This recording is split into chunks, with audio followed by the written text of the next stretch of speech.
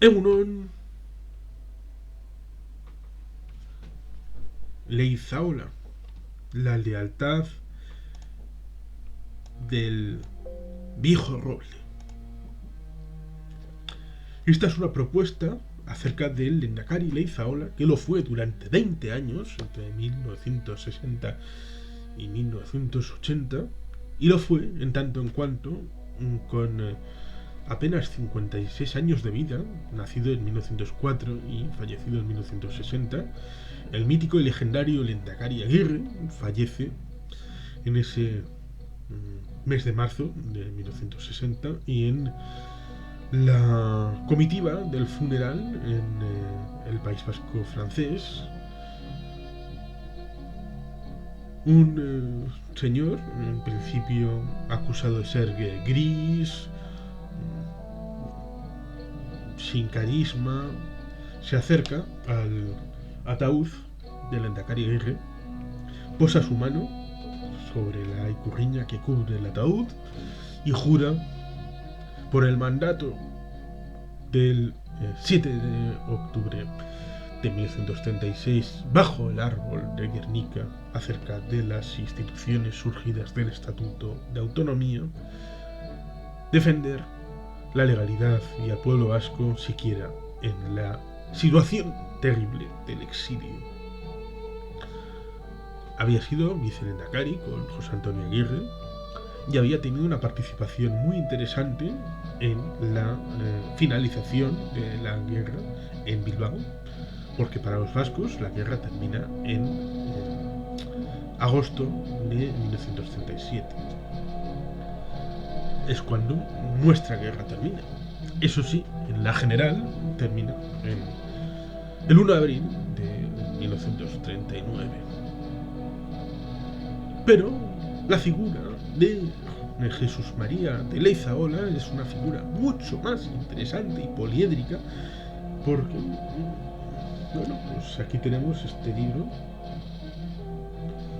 Fallece en marzo. En marzo falleció en la calle Aguirre, en 16 de marzo de 1989. Poco antes había sido fundada la Fundación Sabino Arana Kultur Elkargoa, que es la realizadora de este libro, de esta propuesta fungible, en sus casi 350 páginas, en la que hay una serie de personajes que emiten una serie de recuerdos. Gonzalo Nardiz, el último consejero vivo de aquel primer gobierno vasco; Ramón Rubial, que fue el primer presidente de aquel ente preautonómico; Jordi Pujol, el primer presidente de la Generalitat después de la reinstauración, después de Tarradellas; Josu Vergara, no confundir con Josu Vergara López, el alcalde de Sestao actualmente; Josu Vergara, que fue diputado general de Vizcaya, y entonces, en este momento, era secretario del Euskadi Buru Batzar del Partido Nacionalista Vasco; Santiago Carrillo, Iñaki Anasagasti; Jesús Sinchausti Uzturre, que fue presidente del EBB, del Partido Nacionalista Vasco, durante un año, en el año 85-86; Juan Iglesias, Joseba Elósegui, Gudari; Antonio Gamarra, Primi Abad, el legendario Primi Abad, que estaba con el Lehendakari Aguirre; Santiago de Pablo, José María Macua, que fue diputado general de Vizcaya; José de Abasolo Mendívil, José Luis de la Granja, Paul Dutournier, Ander Barrutia, Íñigo Camino, Iñaki Bernardo, Asensio Uría, Paul M. Leizaola Azpiazu, Martín Ugalde, que fue vicelehendakari en los primeros años 70, Faustino Pastor, Pachi Abrisquieta, Federico Vergareche, Jesús Ausín, Xavier Ezcurra, José Ramón Seifer, ligado a la Universidad de Deusto, Carlos Clavería, Martín Lavallen, David Salinas Sarmendariz, Bernardo Stones Lassa, Samiren Pagola, Andoni Urrestarazu, Aránzazu-Amézaga, Javier Vizcaya, Elizabeth Vizcarralegorría, José Miguel García Mataeche, Idoia Estornes Zubizarreta, Koldo Mediavilla, actualmente miembro del EBB, del Partido Nacionalista Vasco, José Estevez, Kepa Bordegaray, Robert Pastor, Miguel Pelayo Orozco y una serie de apéndices. Esta propuesta, surgida desde el reciente entonces fallecimiento del Lehendakari Leizaola, tiene esas incorporaciones acerca de una visión poliédrica y polidimensional de una biografía que, conviene recordarlo, ya en los años 20 estaba vinculado, en primer término, también fue un funcionario en la delegación de Hacienda del Ayuntamiento de Bilbao, el guipuzcoano. Estuvo vinculado a ser el responsable de la disolución de la Corporación Unión Minera en el año 1925-26. Es decir, una persona con una proyección en diversos ámbitos. Bueno, también aquel momento de la negociación con un tal Calvo Sotelo, que dijo que no era ningún privilegio el concierto económico en aquella negociación que se produjo en el año 1925 del cálculo del cupo. Bueno, pues también estuvo ahí. Luego estuvo vinculado, bueno, en el año 34-35 ganó por oposición el ser secretario de la Diputación de Guipúzcoa y, por supuesto, ser cargo público por el Partido Nacionalista Vasco como diputado en el Congreso en esos años 30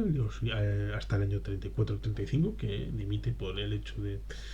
marcharse a la Diputación de Guipúzcoa como uno de los superiores en ser funcionario. Estuvo detenido, por ejemplo, en los años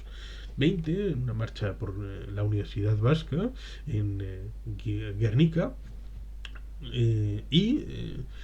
ese fue uno de los caballos de batalla cuando se es consejero en el año 36 en el primer gobierno vasco, la instauración de la primera universidad vasca,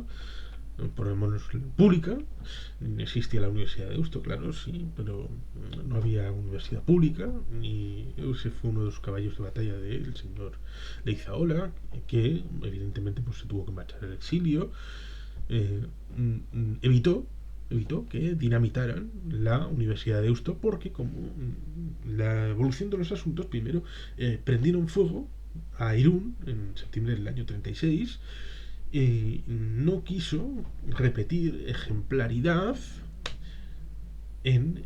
la evacuación de Donosti y San Sebastián un poquito después, y procuró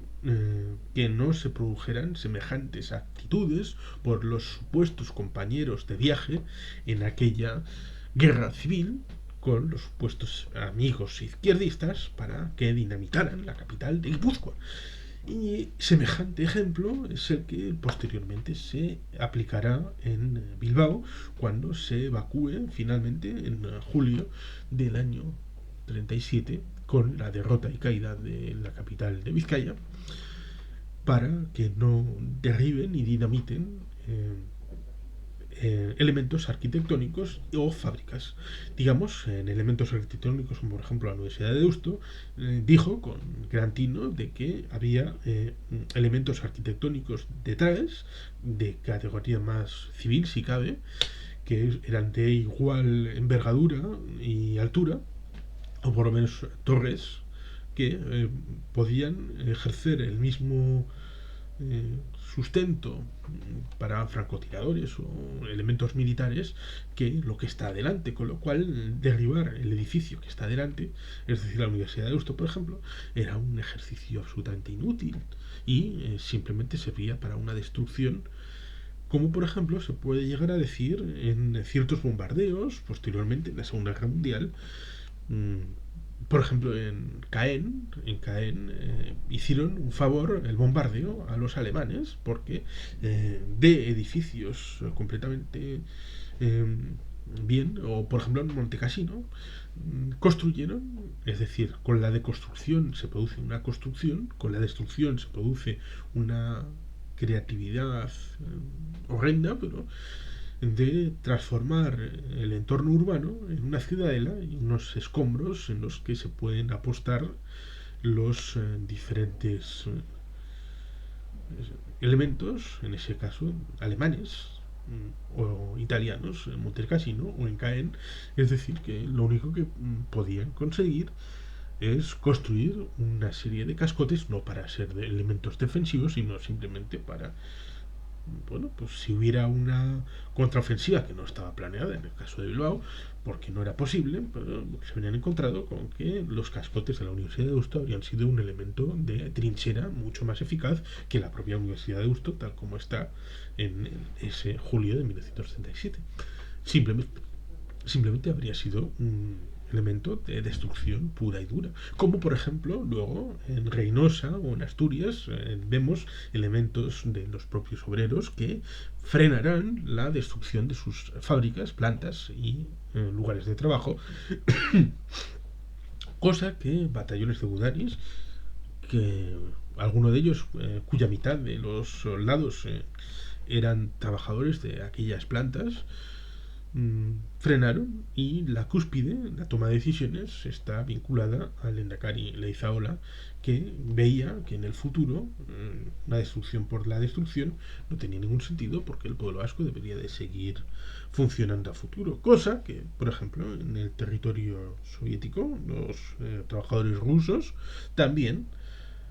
aún con la ofensiva de 1941, Operación Barbarroja, trataron de evitar la dinamitación de ciertas fábricas, aún incluso con el avance alemán. Tenemos así pues esta proyección multiétnica, multicultural, multipersonal de diversos ámbitos acerca de la proyección biográfica longeva del Lehendakari Leizaola, que, bueno, algunos hay quien dice aquello de que en realidad quiso ser Lehendakari más allá de 1979-1980, y que por eso en el periodo de la escisión, en 1986, se alinea claramente por el Partido Nacionalista Vasco, por el tradicionalismo, en contra de Garaikoetxea, por un elemento personalista y de poder, cual es absolutamente aberrante en tanto en cuanto a la personalidad de Leizaola, si bien acusada de gris y de gestor y de... Bueno, pues es curioso porque provenía del mismo elemento de comunión que el Lehendakari Aguirre, al quien se presupone vitalidad, que la tenía, o un cierto aura independentista al que se le sobrepone, bueno, aunque venían, como digo, antes de la unificación de 1930, proviene de comunión, que era la parte tolerada, entre comillas, a la que, bueno, le permitían hacer juegos florales, algún tipo de reunión folclórico-cultural en la dictadura de Primo de Rivera, no como la parte que fue explícitamente ilegalizada cuando, bueno, en 1930 se produce la reunificación, razón por la cual el PNV no está en el Pacto de San Sebastián, porque está reordenándose internamente. Pues este señor Leizaola proviene del mismo lugar, del mismo origen político que el Lehendakari Aguirre, pero se le intenta dar una significación completamente distinta, lo cual es pintoresco y aberrante, porque el Lehendakari Leizaola lo único que quería, ya en 1960, lo único que quería era la transmisión de la legitimidad y del poder encarnado en el Lehendakari Aguirre en una nueva generación de vascos en Euskadi, en el territorio vasco. Si no tenía ambiciones presidenciales en 1960, ¿cómo las va a tener en 1980? Con 20 años más, cuando ya era un venerable anciano. Pero son cosas que se dicen para tratar de ensombrecer una figura que merece reconocimiento y memoria. Por eso es interesante esta propuesta de la Fundación Sabino Arana de aquel momento, de tratar de... estos 46 testimonios que le recuerdan de Leizaola en la letra del viejo roble no es una biografía. Repito, no es una biografía. Es un ejercicio de memorística muy interesante y muy loable, sobre todo con una Fundación Sabino Arana en sus comienzos. Luego comenzaría con los premios Sabino Arana el primer domingo, el primero no, el último domingo de enero, coincidiendo con una fecha significativa, ¿no?, de la figura del propio Sabino Arana, maestro del nacionalismo vasco. Pero todavía necesitamos una biografía canónica del personaje. Si tampoco la hay, realmente hay una serie de biografías que contraponen la figura de Lehendakari Aguirre, pero una biografía potente, canónica, como solamente hay una, por ejemplo, de Luis Arana. Tampoco hay una biografía canónica de su hermano Sabino, pero su hermano Luis Arana, tiene una biografía académica por Jean-Claude Agon, también sacada por la Fundación Sabino Arana, con lo cual esa biografía única es grande, en un documento sustancioso. Podría decirse que es la biografía canónica, en tanto en cuanto no hay contestación de una biografía en la dimensión que Jean-Claude Agon la impone. Como digo, de Sabino Arana y de José Antonio Aguirre hay muchas biografías, unas con mayor extensión o menor extensión, con mayor o menor profundidad, pero no hay una biografía canónica. Lo mismo que de Jesús María de Elizaola, tampoco hay una biografía canónica de que digas, dime un libro en el que esté la biografía consolidada del Lehendakari Sarra, del Lehendakari viejo, Jesús María de Elizaola, al que sea obligatorio de consulta. No, está por hacerse. Y como digo, también de otros personajes del nacionalismo vasco, por ejemplo, ¿por qué no?, de Manuel Irujo, de Francisco Javier de Landauru, de muchos otros elementos que están en la historia del nacionalismo vasco, que aunque algunas cosas se han hecho, como digo, y ahí está este ejemplar de aproximación a través de testimonios, también se hizo a través de el señor Ajuriaguerra.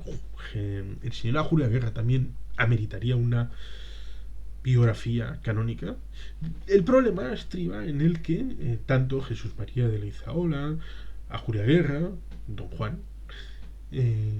se negaron íntimamente y públicamente a escribir sus propias memorias. Lo cual, con el caso de Ajuriaguerra, que murió en agosto del año 78, pues tampoco tuvo tiempo material para hacerlo, porque la vuelta a la actividad pública en el territorio peninsular pues fue un poco tiempo antes. En el caso de Leizaola, vuelve en diciembre del año 79 en un loor de multitudes, con un acto multitudinario en el estadio de San Mamés, aunque en el año 74 había tenido una incursión épica en el Aberri-Guna del año 74, visitando Guernica y haciendo una renovación de los votos ante bajo el árbol de Guernica como Lehendakari. Pero después de eso, aparte de ser cabeza de lista por Vizcaya en las primeras elecciones al Parlamento Vasco en 1980, dimitiendo un poquito después, con lo cual se vuelve a poner encima de la mesa el asunto de que no tenía ningún interés particular en la política de después del año 79-80. Fue utilizado, en el mejor sentido de la palabra, para ir de aquí para allá durante la siguiente década, que pudo seguir con vida entre la ciudadanía vasca entre el año 79 y el 89. Y a su nonagenaria edad, pues falleció el 18 de marzo del año 1989. Y ahí está una extensa biografía que incluye, como digo, cosas de los años 20, los años 30, 40, 50, 60, 70 y 80, para una biografía ligada al compromiso con el Partido Nacionalista Vasco, e incluso por encima del Partido Nacionalista Vasco, con la sociedad y nación vasca, en su búsqueda de una estructuración estatal en la que sigue labrándose las nuevas generaciones del Partido Nacionalista Vasco. Acérquense primero como una propuesta a este Leizaola, la lealtad del viejo roble, lealtad inveterada en toda su historia, hasta el último día, comprometido, y que sirva este elemento como acicate a presente y futuro para que contemos nuestra historia, hagamos biografías canónicas, por fin, de nuestros históricos dirigentes y que puedan ser de consulta y de lectura para los de hoy y los de mañana, para saber que existimos hoy porque existió un pasado y para que pueda haber opciones en el futuro. Y sin más, es que ricasco, aururat, Betty Helpian.